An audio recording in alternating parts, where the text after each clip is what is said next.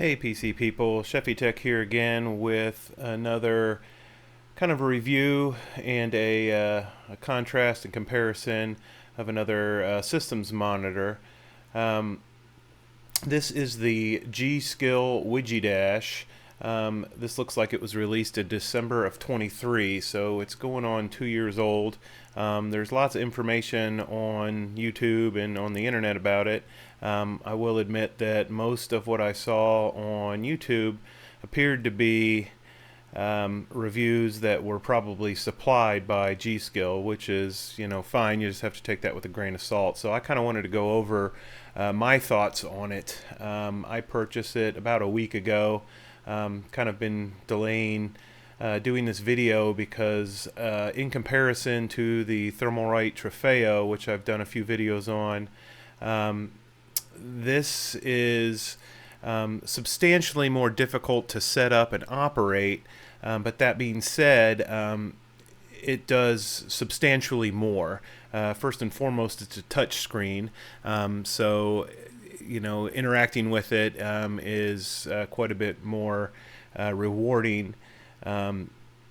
That being said, to set it up, even if you use a lot of the presets, is like I said, substantially more difficult. So I'm just going to go through some of my thoughts on it, and if you have questions, you can always ask in the comments below, and I, as always, will try to get answers to you as quick as I can. So I bought this on October 28th. I believe I got it the very next day. It's currently listed at $130. Like I said, I bought it a week ago. I think I spent $85, so the price has gone up. If I were to make any assumptions, I bet that that's probably gone up so that they can lower the price in the next couple weeks for the Black Friday sales and the pre-holiday, things of that nature. That being said, the device itself is full color. It's touchscreen. It has integration with hardware info. But prior to purchasing it, after watching a couple videos, the main one being from JAWA, I was under the assumption that you had to have ADA 64, which I did purchase, and that alone is a $60+ a year piece of software. But it has just tons of sensors that you can then apply into the Wigidash. What I'm going to show you is currently what my Wigidash is looking like. It looks, obviously, I've got a tiny little bit of color, but this is the main screen that it literally comes with. I've changed a few of the sensors just to show that it is actively, showing the sensors and so on. The device itself looks like this if you use the just the sensors that are provided through Windows. And that being said, it's fairly easy, to set this up. Nowhere near as easy as the Thermalright Trefeo, which is this guy. This guy is the black is currently listed for around $45 to $50. The white model is still listed at $37, I believe. So for ease of use, if you just want a basic systems monitor, I still recommend this one pretty highly. The Wigidash costs twice as much, but for sure does well more than it does twice as much. I'm going to show you a few of the things that it can do. This by no means is a short video to show you how to start it up. I had to watch several videos to try to get any sort of customization to it. So on its main screen, you can obviously change everything on this screen. It's just not super easy. I'm going to see if I can fire up the Wigidash screen here. So this is the Wigidash software. Basically, I've changed a few things just to kind of show what it can do without downloading Ada64. If you don't want to pay for that software, you don't have to. You don't get all of the expandability if you don't, but you definitely don't have to have it. If I can get this to work here, these are all the little applications that it works with. Ada64 being one that I have. This screen will show up even if you haven't paid for Ada64, but applying these tiles doesn't mean they'll do anything unless you've actually paid for the software and applied it into the Wigidash software itself. The auto visualizer is what I have over here. I'll give you a quick sample of that. Give me 1 second here.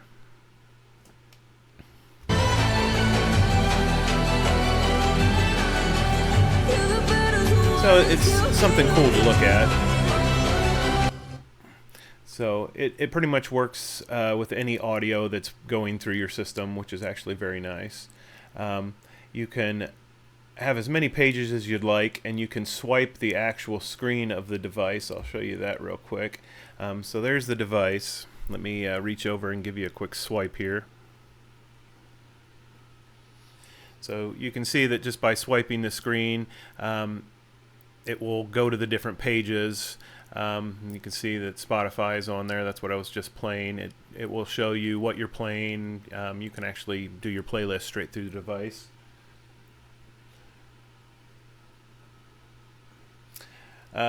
This is a Twitch attachment, so if you have Twitch channels saved and they're live and active, it will show you the chat. It's fairly small, so unless you have good eyes, it's really not super easy to use. And then the last screen I'm going to show you here is the Ada64 integration. And before I even click the button, it's awesome. It's what I was looking for. That being said, to create the screen that I'm about to show you took multiple sit-downs and several hours to, one, learn the software, and two, to kind of tweak it. That being said, it looks pretty good from my own opinion, but there's still a lot of work to be done. So let me fire that page up. So this is what I came up with. It is got a ton of information on there. The information is also on the Wigidash software on your PC. I'm sorry, I don't know if you can hear that vehicle rumbling by, but what I've got on here is my CPU, my GPU. I applied my Shefitech logo. I've got the motherboard, might be a little hard to read, motherboard temps, VRM temps. I threw these on just to have something, moving around on the screen. Not 100% sure what they are at the moment. All of these are live, active gauges. I even have the volume on here. These are the two fans of it shows two fan speeds on my graphics card, even though there's 3 fans. 2 of them run at the same speed regardless. But then also right here where it says 24, that's the master volume of the system. If I turn that up, you can see it goes up. I turn it down, it goes down. There's a slight delay there, but then I'm not 100% sure what these other things are at the moment. But then I also have my storage drives, the how much is used, how much is free. I don't have them all on there. I have quite a few drives in here. I think I have all 4 terabyte drives, but I have my C and my E drive are actually the same drive, just partitioned differently. These are all fan speeds, my CPU fan header, CPU optional, which is not active at the moment, chassis fan header. You can see I kind of got these smushed together. All that can be edited and kind of moved around, but it is not super easy. I'll just put it that way. It is fun to play with it if you don't mind sitting at the computer and playing around with stuff. It's just not as clear cut as the Trefeo. The Trefeo, you just click the buttons. You can have it up and running in minutes. This you can fire up in minutes, but you'll have a lot of blank tiles, and it's not super easy to just run them over. Anywho, let's see if I can show you the ADA64 page. When you fire up ADA64, you get this screen here. So like I said, there's a ton of information, but this is the ADA64 software. But as it relates to the Wigidash, because I already have the two, connected, you would go in here and hit Preferences, and then it opens up. There you go. This again is this is where you build the screen that will be presented on the Wigidash. All of these are those sensors that every single one of those I had to put on there manually. You can see there's multiple pages again if you want them. Each one can be added, modified, deleted. Duplicate's a pretty handy one if you're just doing multiple of the same style thing. You could just duplicate a gauge and then change the sensor it's read from. I'm not going to go into huge detail. It took me almost 40 minutes to do the setup video for the Trefeo. I'd be happy to do a setup video for this device. That being said, I will tell you that Dan Can he did a video, and that's really what helped me get to this point. Instead of reinventing the wheel, I would highly suggest watching his video. He's one of my favorite tech tubers by far. And his videos are just classy. They're just great videos. If you have specific questions, I will be happy to try to answer them for you. That being said, the device is really cool. So when you're on the ADA64 integration, you're basically just looking at the screen. There's not a lot of touch compatibility on there. So when you touch it, nothing really happens. But if you want to interact with it, with the touch screen, you would need to be on the actual Wigidash main screen. I'm sorry, I'm not really sure what to call it. I'll show you what happens on here. So you can see, like right here, this is my CPU wattage bouncing around. If I were to hit that, it's still going to show that, but it usually populates a little graph. So let me push that. So it's hard to see on there, but it gets, gives you a little line graph. You can actually emulate via the software. I'm going to click this. You're not going to see this, but now I can touch it on the software on my computer instead of having to touch it on the device itself. But so you can see that by touching these things, you get little graphs. Doesn't always mean they're, highly informational, but there you go. You can see I have the temperature here in Indy, so on and so forth. You can play, pause, do any of that stuff. But honestly, it's an absolute great device. I love it. It doesn't have to be stuck to your computer like the Trefeo. I guess the Trefeo you could really put anywhere as long as you had a way of propping it up. This comes with a little kickstand. I'll reach over there and give you a little show.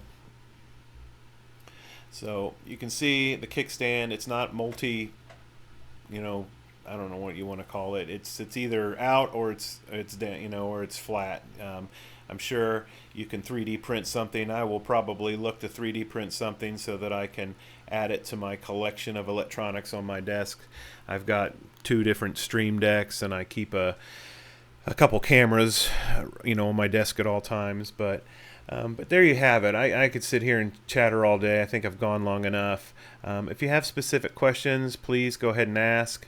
I apologize. I tried to put out several videos today. I got a short put out, and then I had another video put out, and then while I was recording this video for the first time, my main mic crapped out on me, and then trying to figure out what was wrong with that mic, I think I either corrupted or I've screwed up the settings on my my wireless mics, so I had to throw this mic on. This is just a very cheap, but something I keep in the closet for emergencies, and it came in handy. So I hope the volume and the audio is not too horrible.